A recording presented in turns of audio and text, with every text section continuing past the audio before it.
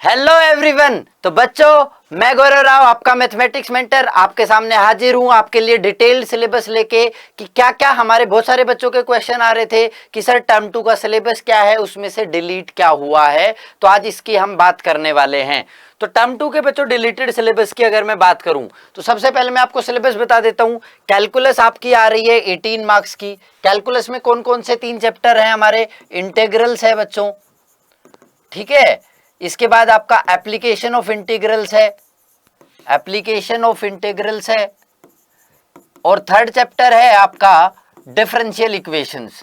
Third chapter है बच्चों हमारा डिफरेंशियल इक्वेशंस। ये 3 चैप्टर आ रहे, ये तीनों चैप्टर मिला के हमारे 18 मार्क्स के होने वाले हैं।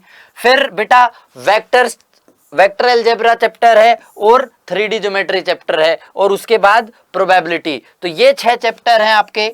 वेक्टर और 3D मिला के आपके 14 मार्क्स के बच्चों आ रहे हैं, और प्रोबेबिलिटी 8 मार्क्स का आ रहा है। टोटल आपका 40 मार्क्स का पेपर है। 10 मार्क्स आपको इंटरनल असेसमेंट के लिए मिलने वाले हैं। ये 50 मार्क्स आपके टोटल हो जाएंगे। अब इनमें से छोटे छोटे से पोर्शन भी डिलीटेड हैं, तो उसकी बात कर लेते हैं।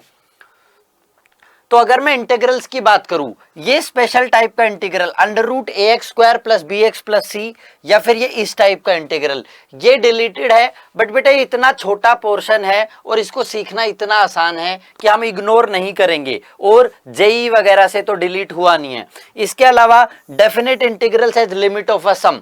डेफिनेट इंटीग्रल्स को जब लिमिट ऑफ अ सम की तरह इवेलुएट करते हैं, जिसमें हम बात करते हैं b minus a limit n tending to infinity 1 upon n f of a plus f of a plus h plus and so on f of a plus n minus 1h, इस form की जब हम बात करते हैं तो ये form deleted है।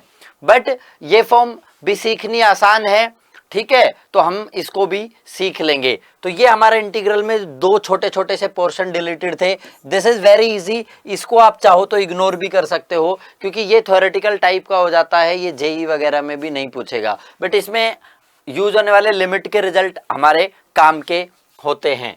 Next chapter application of integrals की बात करूं, एप्लीकेशन ऑफ इंटीग्रल में कह रहा है area between any of the 2 above sides curve.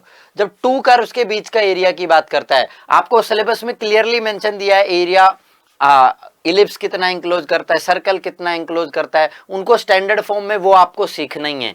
तो 2 कर्व्स के बीच में भी कोई मेजर प्रॉब्लम नहीं आएगी सीखने की, और ये मैं आपको ये भी सिखाने वाला हूं, ठीक है। तो एप्लीकेशन ऑफ इंटीग्रल्स में हम सीखेंगे area bounded by curve, area bounded by curve सीखेंगे, ठीक है। एक कर्व और एक लाइन के द्वारा जो area, curve and a line के द्वारा जो एरिया बाउंड किया जाएगा वो हम सीखेंगे, और इसमें हम ढेर सारा इंटीग्रेशन का यूज करने वाले हैं, ओके। इसके बाद डिफरेंशियल इक्वेशंस की बात करूं, डिफरेंशियल इक्वेशन भी आपके इंटीग्रल से रिलेटेड होती है। तो डिफरेंशियल इक्वेशन में कि एक जनरल सॉल्यूशन अगर गिवन है, उससे डिफरेंशियल इक्वेशन बनानी हो, तो वो सिलेबस में नहीं है। डिफरेंशियल इक्वेशन का जनरल सॉल्यूशन तो है, लेकिन जनरल सॉल्यूशन से डिफरेंशियल इक्वेशन बनानी हो वो आपके सिलेबस से डिलीटेड है।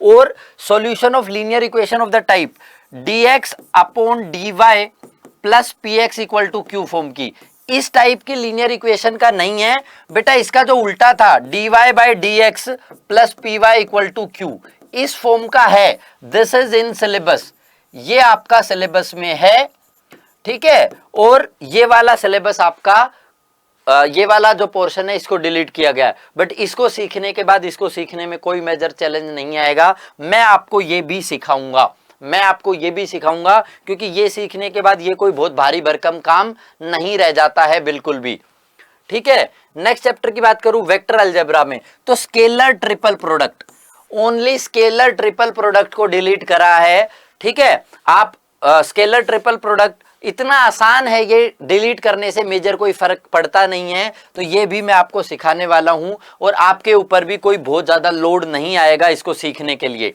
ठीक है। इसको सीखने के लिए कोई बहुत ज्यादा लोड नहीं आएगा। 3D ज्योमेट्री में ये कह रहा है angle between 2 lines 2 plane a line and a plane.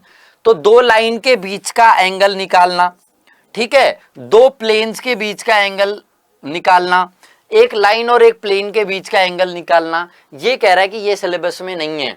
But obviously बेटा वापस से वही बात कि आपके जेई में पूछ सकता है, आपके कॉम्पिटिटिव एग्जाम्स में पूछ सकता है। तो सिखाऊंगा मैं ये भी आपको, सिखाऊंगा मैं ये भी आपको, और ये कोई भी बहुत टफ चीज बिल्कुल भी नहीं है। ठीक है, प्रोबेबिलिटी की बात करूं तो mean and variance of random variable और binomial probability distribution.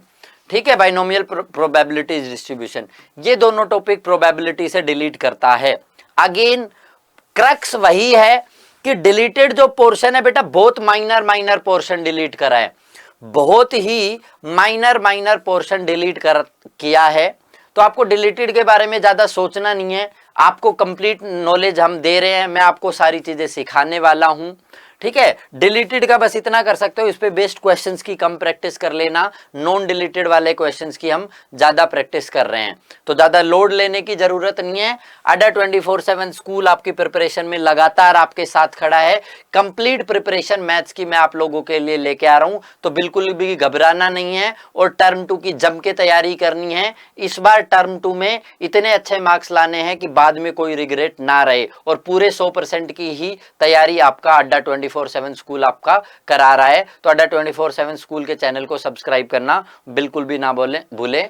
Thank you, जय हिंद, जय भारत।